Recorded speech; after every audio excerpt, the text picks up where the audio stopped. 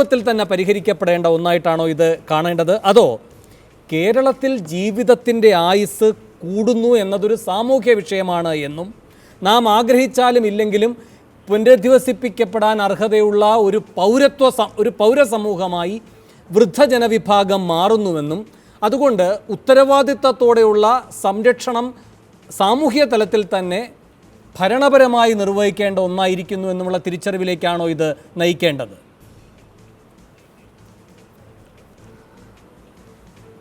വൃദ്ധജനങ്ങളുടെ പ്രശ്നം ഗവൺമെൻറ് വളരെ ഗൗരവമായിട്ട് എടുത്തിട്ടുള്ളതുകൊണ്ടാണല്ലോ ഈ ഗവൺമെൻറ് ആദ്യമായിട്ട് നിയോഗിച്ച ഒരു കമ്മീഷൻ ഈ വൃദ്ധജനങ്ങൾക്ക് വേണ്ടിയുള്ളതാണ്. ആ കമ്മീഷൻ്റെ ചെയർമാനാണ് ഞാൻ. അതിൽ മുൻ DGP ആയിരുന്ന അലക്സാണ്ടർ ജേക്കബ്, മുൻ ഡയറക്ടർ ഹെൽത്ത് സർവീസ് ആയിരുന്ന ഡോക്ടർ ജമീല, ഇങ്ങനെ 2 അംഗങ്ങൾ കൂടിയുണ്ട്. വാസ്തവത്തിൽ ഈ സമിതിയുടെ ജോലി മുഖ്യമായിട്ടും സ്വകാര്യ വൃദ്ധസദനങ്ങളിലെ അന്തേവാസികളുടെ പ്രശ്നങ്ങൾ മനസ്സിലാക്കി അവരുടെ പ്രശ്നങ്ങൾക്ക് പരിഹാരം നിർദ്ദേശിക്കുക എന്നുള്ളതാണ്. ആദ്യത്തെ മീറ്റിങ്ങിൽ തന്നെ ഞങ്ങളുടെ ഇടയിലുള്ള അഭിപ്രായം രൂപീകരിച്ചത് വൃദ്ധജനങ്ങളെ സംബന്ധിച്ചിടത്തോളം പറഞ്ഞാൽ വിവേചനമില്ലാതെ സ്വകാര്യ വൃദ്ധസദനങ്ങൾ, സർക്കാർ വൃദ്ധസദനങ്ങൾ, സ്വന്തം വീട്ടിൽ പീഡിപ്പിക്കപ്പെടുന്നവർ, അങ്ങനെ ധാരാളം വൃദ്ധജനങ്ങളുണ്ട്. എല്ലാ വൃദ്ധജനങ്ങളുടെയും പ്രശ്നങ്ങൾ സമഗ്രമായി പഠിച്ച് സർക്കാരിന് ഒരു റിപ്പോർട്ട് കൊടുക്കണമെന്നാണ് ഞങ്ങൾ ആഗ്രഹിക്കുന്നത്. ഞങ്ങളുടെ ജോലി തുടങ്ങിയിട്ടേ ഉള്ളൂ. നമ്മുടെ കേരളത്തിൽ ഒരു പക്ഷേ ഒരു 8-10% വൃദ്ധരാണ്. അതായത് ആലോചിച്ച് നോക്കിയാൽ ഒരു 25 ലക്ഷം ആൾക്കാർ വരും. ഒരു 8% ഉണ്ടെങ്കിൽ പോലും സ്വകാര്യ വൃദ്ധസദനങ്ങളിൽ വെറും 20,000 ആൾക്കാർ മാത്രമേ താമസിക്കുന്നുള്ളൂ. ഗവൺമെൻറ് എയ്ഡഡ് ആണ്. ഗവൺമെൻറ് മാസം തോറും ഒരാൾക്ക് 1000 രൂപ മറ്റ് കൊടുക്കുന്നുണ്ട്. ഇതെല്ലാം ഉണ്ടായിട്ട് പോലും ധാരാളം പരാതികൾ സ്വകാര്യ ഗവൺമെൻറ് വൃദ്ധസദനങ്ങളെക്കുറിച്ചുണ്ട്. ഇതുകൂടാതെ വീട്ടിൽ മാതാപിതാക്കളെ പീഡിപ്പിക്കുന്ന മക്കൾ, കൊച്ചുമക്കൾ, അവരുടെ വസ്തു അപഹരിച്ചെടുത്ത് അവരെ നടതള്ളുന്ന, റെയിൽവേ സ്റ്റേഷനിലും ക്ഷേത്രങ്ങളിലുമൊക്കെ നടതള്ളുന്ന സ്ഥിതിവിശേഷമുണ്ട്. അതുകൊണ്ട് വൃദ്ധരുടെ പ്രശ്നം ഒരു സാമൂഹ്യ പ്രശ്നമാണ്. അതിനെ പൊതുവെ പഠിക്കണം. എന്തെല്ലാം രീതിയിൽ പരിഹാരം കണ്ടുപിടിക്കാം എന്ന് നിർദ്ദേശിക്കുക എന്നുള്ളതാണ് സമിതിയുടെ ഉദ്ദേശം. നിയമപരമായിട്ട് പറഞ്ഞാൽ ഭരണഘടനയിൽ ആർട്ടിക്കിൾ 41 ഡയറക്റ്റീവ് പ്രിൻസിപ്പിളിൻ്റെ ഭാഗമാണ്. 2 സംസ്ഥാന കേന്ദ്ര ഗവൺമെൻറ്റുകളുടെ ചുമതലയുള്ള കൺകറൻറ്റ് ലിസ്റ്റിൽ വരുന്ന സബ്ജക്റ്റാണ് സോഷ്യൽ വെൽഫെയറും ഓൾഡ് ഏജ് പെൻഷനും ഒക്കെ. ഇതിലൊരു പരിമിതി എന്താണെന്ന് ചോദിച്ചാൽ, ഇപ്പോൾ ശ്രീമതി പാർവതി പറഞ്ഞു സോഷ്യൽ വെൽഫെയർ എന്ന് പറയുന്ന ഇതല്ല. ഒരു പക്ഷേ പാശ്ചാത്യ രാജ്യങ്ങളിൽ കാണുന്ന ഇതുപോലത്തെ വൃദ്ധസദനങ്ങളും അവരുടെ സൗകര്യങ്ങളും ഒക്കെ ആയിരിക്കും. ഭരണഘടനയിൽ പറഞ്ഞിട്ടുള്ളത് സർക്കാരിൻ്റെ സാമ്പത്തിക ശേഷിക്ക് അനുസൃതമായി സകല സഹകരണങ്ങളും ചെയ്യണം. ഒരു സംസ്ഥാനത്ത് ഒരു ജില്ലയിൽ ഒരെണ്ണമെങ്കിലും ഒരു വൃദ്ധസദനം തുടങ്ങണം എന്ന് പറഞ്ഞതനുസരിച്ച് കേരളത്തിൽ 14 ജില്ലയിൽ 14 സർക്കാർ വൃദ്ധസദനങ്ങളുണ്ട്. ഇതുകൂടാതെ 350ഓളം സ്വകാര്യ വൃദ്ധസദനങ്ങളുണ്ട്. ഇതിലെല്ലാം ഉപരിയായി എല്ലാ വീടുകളും വൃദ്ധസദനങ്ങൾ എന്ന് വേണം പറയാൻ. പേരൻസ് ഇല്ലാത്ത വീടുകൾ കുറവാണ്. അണുകുടുംബങ്ങൾ വന്നതോടെ പേരൻസിനെ വിട്ട് ചെറിയ വീടുകളിൽ മക്കൾ താമസിക്കുന്നുണ്ട്. പക്ഷേ എങ്കിലും പേരൻസ് കൂടെ താമസിക്കുന്ന, ഗ്രാൻഡ് പേരൻസ് കൂടെ താമസിക്കുന്ന ധാരാളം ഫാമിലീസ് ഉണ്ട്. പല പല കാരണങ്ങളാലും, മുഖ്യമായും സാമ്പത്തിക കാരണങ്ങളാൽ അവരെല്ലാം ചൂഷണം ചെയ്യപ്പെടുന്നുണ്ട്, പീഡിപ്പിക്കപ്പെടുന്നുണ്ട്. പക്ഷേ പ്രായോഗികമായിട്ട് നിയമാനുസൃതമായിട്ട് ഇപ്പം നമുക്ക് ഒരു 2007 പാർലമെൻറ്റ് സെൻട്രൽ നിയമമുണ്ട്. മുതിർന്ന പൗരന്മാർക്കും മാതാപിതാക്കൾക്കുള്ള സംരക്ഷണ നിയമം. അതനുസരിച്ച് ഇവർക്ക് മെയിൻ്റനൻസ് കൊടുക്കാൻ RDO ഒരു ട്രൈബ്യൂണൽ ഓർഡർ കൊടുക്കാനുള്ള അധികാരമുണ്ട്. അത് നടപ്പാക്കാനുള്ള അധികാരമുണ്ട്. പക്ഷേ പ്രായോഗികമായിട്ട് ഇതെല്ലാം വളരെ ബുദ്ധിമുട്ടുള്ള കാര്യങ്ങളാണ്. സ്വന്തം മക്കൾക്കെതിരെ കേസ് കൊടുക്കാൻ എത്ര പേര് ധൈര്യപ്പെടും? അതും അവരുടെ കൂടെ താമസിച്ചുകൊണ്ട്. ഇപ്പോൾ ഈ കേസിൽ തന്നെ വൈകുന്നേരം ഞാൻ കണ്ട ഒരു റിപ്പോർട്ടിനകത്ത് ഈ പരിക്ക് പറ്റിയ മകളാൽ തല്ലപ്പെട്ട ആശുപത്രി പ്രവേശിച്ച സ്ത്രീ പറഞ്ഞ മകളൊന്നും ചെയ്തിട്ടില്ലെന്നാണ്. അപ്പം മക്കൾക്കെതിരെ തെളിവ് കൊടുക്കാൻ ഒരു മാതാപിതാവും തയ്യാറായില്ല. അതുകൊണ്ട് ശിക്ഷ, നിയമം നടപ്പാക്കലൊക്കെ വലിയ ബുദ്ധിമുട്ടുള്ള കാര്യങ്ങളാണ്. ഇത് മുഖ്യമായിട്ടൊരു സാമ്പത്തിക പ്രശ്നമാണ്. അതിന് നിയമത്തിൽ വലിയ മാറ്റങ്ങൾ വരുത്തണമെന്നാണ് എൻ്റെ ഒരു അഭിപ്രായം. കാര്യം വെച്ചാൽ ഈ വസ്തുക്കൾ എഴുതി മക്കളുടെ അടുത്തേക്ക് മക്കൾ എഴുതി മേടിക്കുന്ന ഒരു സ്ഥിതിവിശേഷമുണ്ട്. പ്രായമായവരുടെ വസ്തുക്കൾ എഴുതി മേടിക്കുക, അത് കടപ്പെടുത്തുക, അത് കഴിഞ്ഞാണ് അവർ പീഡിപ്പിക്കപ്പെടുന്നത്. അതിലെല്ലാം പറഞ്ഞിട്ടുള്ളത്, നിയമത്തിൽ പറഞ്ഞിട്ടുള്ളത്, അവർ മാതാപിതാക്കളുടെ സംരക്ഷണം ഒരു കടമയായിട്ട് ഈ ആധാരത്തിൽ എഴുതിയിട്ടില്ലെങ്കിൽ ഒരു നടപടിയില്ല. അങ്ങനെയാണെങ്കിൽ ആധാരം റദ്ദാക്കാനും മക്കളെ എഴുതി കൊടുത്ത വസ്തു തിരിച്ച് പേരൻസിന് കൊടുക്കാനും ഒക്കെയുള്ള നിയമമുണ്ട്. പക്ഷെ നിയമത്തിലും ഒത്തിരി പോരായ്മകളുണ്ടെന്നാണ് ഞാൻ മനസ്സിലാക്കുന്നത്. ഏതായാലും എല്ലാത്തിനെക്കുറിച്ചും ഞങ്ങൾ തൽപര കക്ഷികളെ എല്ലാം കേട്ട് വൃദ്ധസദനങ്ങളെല്ലാം സന്ദർശിച്ച് വീടുകൾ വരെ സന്ദർശിച്ചും കഴിയുന്നതും നേരത്തെ ഇതിനെക്കുറിച്ചുള്ള പഠനം നടത്തി ഗവൺമെൻറ്റിന് ശുപാർശ നൽകും. ഗവൺമെൻറ്റിൻ്റെ വളരെ താല്പര്യമുള്ള മുഖ്യമന്ത്രി പ്രത്യേക താല്പര്യം എടുത്താണ് ഈ കമ്മീഷൻ നിയമിച്ചതായിട്ടാണ് ഞാൻ മനസ്സിലാക്കുന്നത്. അതുകൊണ്ട് തീർച്ചയായിട്ടും നമ്മൾ വളരെ ദ്രുതഗതിയിൽ ഈ റിപ്പോർട്ടുമായിട്ട് ഇതിൻ്റെ പഠനങ്ങളുമായിട്ട് മുമ്പോട്ട് പോകും. സോഷ്യൽ ജസ്റ്റിസ് ഡിപ്പാർട്ട്മെൻറ്റാണ് കോർഡിനേറ്റിംഗ് ഡിപ്പാർട്ട്മെൻറ്റ്. എല്ലാം പഠിച്ച് റിപ്പോർട്ട് കൊടുക്കാതിരിക്കുകയാണ്. ഒത്തിരി ഗവൺമെന്റ്. ഇപ്പോൾ സാമൂഹ്യക്ഷേമ മന്ത്രി കെ ശൈലജ ടെലിഫോൺ ലൈനിലുണ്ട്. ശ്രീമതി ശൈലജ ടീച്ചർ, എന്ത് ചെയ്യാൻ കഴിയും ഈ പയ്യന്നൂർ പോലെയുള്ള സംഭവങ്ങൾ ആവർത്തിക്കാതിരിക്കാൻ? സാമൂഹ്യക്ഷേമ വകുപ്പ് ഇത് വളരെ ഗൗരവമുള്ള ഒരു വിഷയമായിട്ട് തന്നെയാണ് എടുത്തിരിക്കുന്നത്. പയ്യന്നൂരെ പ്രശ്നം അറിഞ്ഞ ഉടനെ തന്നെ സാമൂഹ്യക്ഷേമ വകുപ്പ് ഡയറക്ടർ അനുപമയായിട്ട് ഞാൻ ബന്ധപ്പെട്ടു. അനുപമയോട് ജില്ലാ സാമൂഹ്യക്ഷേമ ഓഫീസുമായി ബന്ധപ്പെട്ടിട്ട് അടിയന്തരമായിട്ട് സംഭവത്തെ കുറിച്ച് അന്വേഷിക്കുന്നതിനും കലക്ടർക്ക് അത് സംബന്ധിച്ച റിപ്പോർട്ട് നൽകിക്കൊണ്ട് ഇതിന്റെ കേസ് എടുക്കുന്നത് സംബന്ധിച്ചുള്ള സഹായങ്ങൾ ചെയ്തുകൊണ്ട് ഈ കുറ്റത്തിനെതിരായിട്ട് അടിയന്തരമായിട്ട് കേസ് രജിസ്റ്റർ ചെയ്യിപ്പിക്കാനുള്ള നടപടി എടുക്കണം എന്ന് പറഞ്ഞിരുന്നു. അതനുസരിച്ച് സാമൂഹ്യക്ഷേമ വകുപ്പ് ഇടപെട്ടിട്ടുണ്ട്. സബ് കളക്ടർ അവിടെ അന്വേഷണം നടത്തുന്നുണ്ട്. അതിന്റെ ഭാഗമായിട്ട് സാമൂഹ്യക്ഷേമ വകുപ്പ് ഓഫീസർമാരും ഇത് സംബന്ധിച്ചിട്ടുള്ള അന്വേഷണം നടത്തി റിപ്പോർട്ട് കൊടുക്കുന്നുണ്ട്.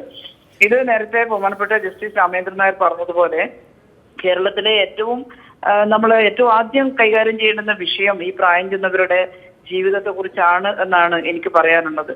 സാമൂഹ്യക്ഷേമ വകുപ്പിന്റെ ഉത്തരവാദിത്തം ഏറ്റെടുത്തിട്ട് 5 മാസമായിട്ടാണുള്ളത്. അതിനിടയിൽ തന്നെ ഞങ്ങളൊരു നല്ല ചർച്ച തന്നെ ഈ വിഷയത്തെ സംബന്ധിച്ച് നടത്തിയിരുന്നു.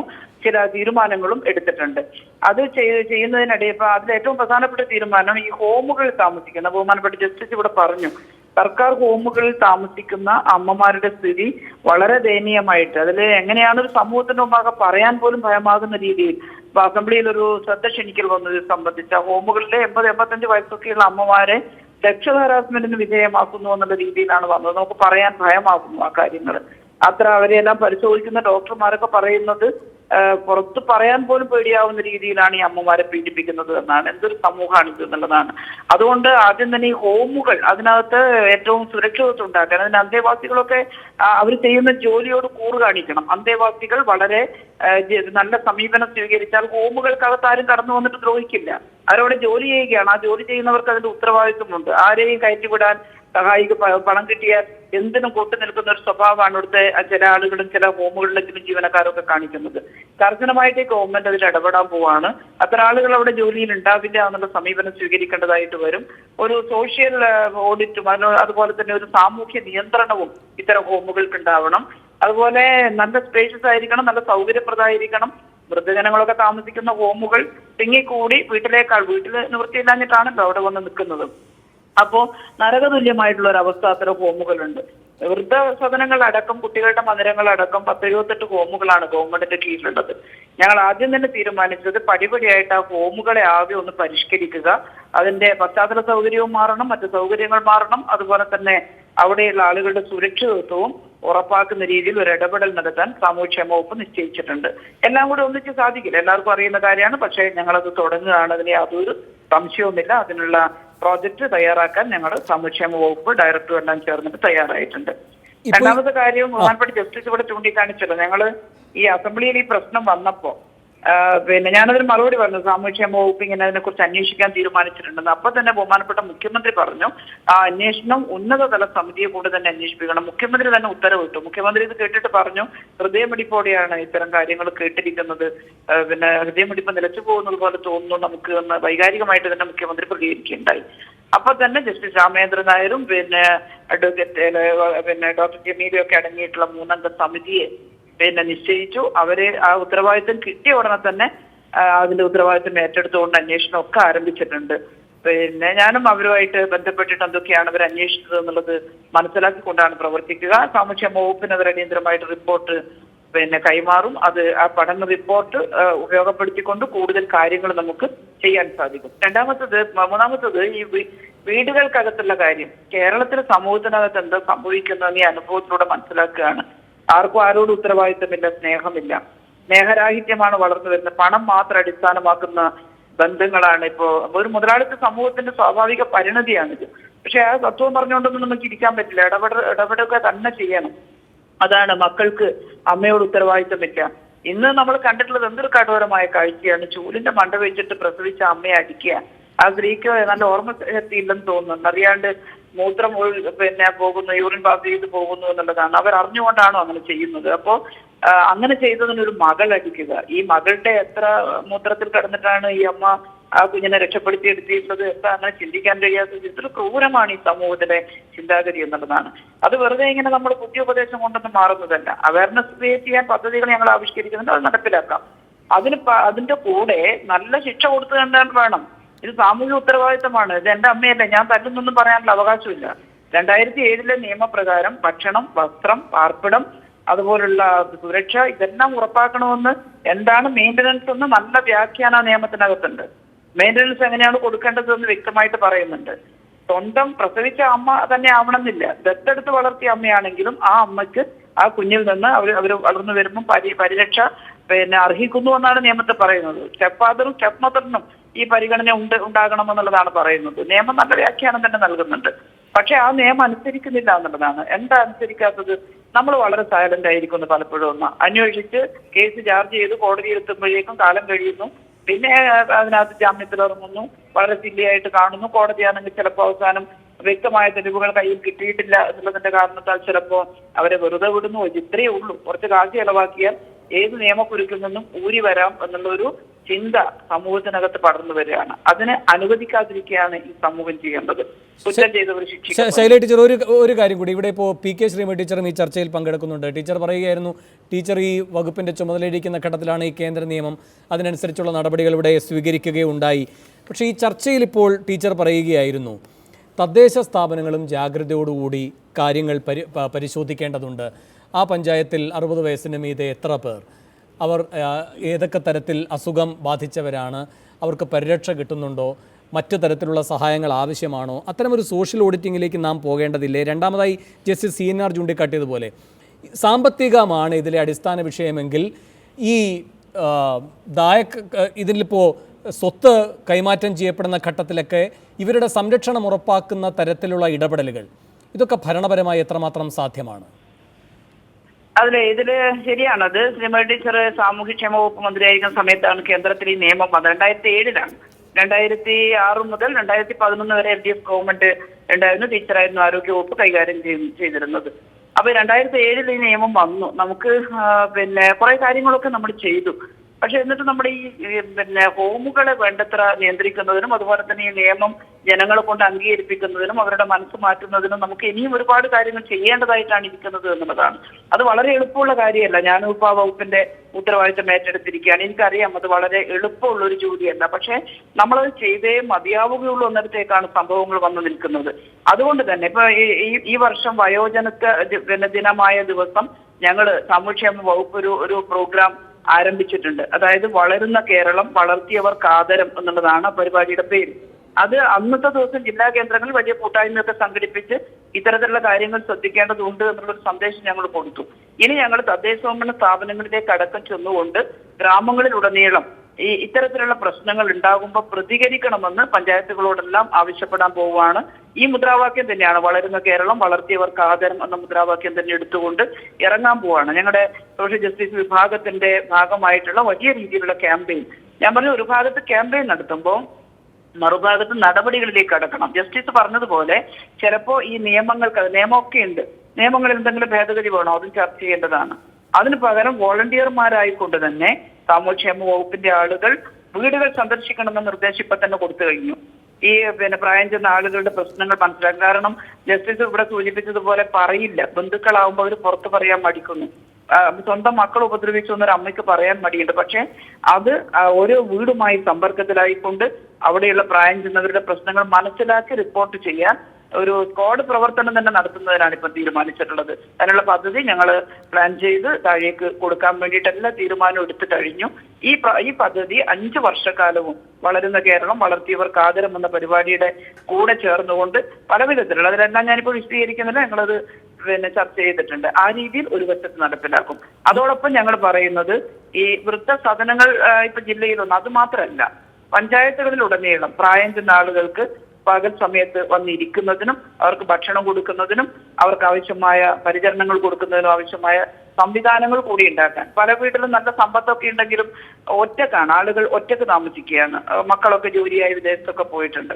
അവർക്കൊരു കൂട്ടായ്മ ഒരുമിച്ചിരുന്നൊന്ന് ഉല്ലസിക്കുന്നതിന് ഇപ്പോഴുള്ള പല വൃദ്ധസദനങ്ങളും അവിടെ ആളുകൾ വന്ന് ഇരിക്കാൻ മടിക്കും. കാരണം വീട്ടിലേക്കാൾ മോശമായിട്ടുള്ള ഒരു അന്തരീക്ഷമായിരിക്കും അവിടെ. അതിന് പകരം ഇത്തിരി കൂടി ചില കാര്യങ്ങൾ നമ്മൾ ആലോചിച്ചിട്ടുണ്ട്. ഇപ്പോൾ ചില ബസ് സ്കൂളൊക്കെ ഇപ്പോൾ മെച്ചപ്പെട്ട ഒരു സംവിധാനം ഉണ്ടാക്കിയതിന്റെ പത്രത്തിൽ കണ്ടല്ലോ. ആ മോഡലിൽ വൃദ്ധസദനങ്ങളിലും അവർക്ക് ആശ്വാസവും അവർക്ക് ഭക്ഷണവും ഒക്കെ കിട്ടുന്ന കാര്യം പറഞ്ഞിട്ടുണ്ട്. ഒരു കാര്യവും കൂടി ആലോചിക്കുന്നുണ്ട്. ഇപ്പം ഞാനൊരു തവണ ചൈന സന്ദർശിച്ച സമയത്ത് അവിടുത്തെ ഒരു ഇലക്ട്രോണിക് കാർഡ് ഈ പ്രായം ചെന്നവർക്ക് കൊടുക്കുന്നത് കണ്ടിരുന്നു.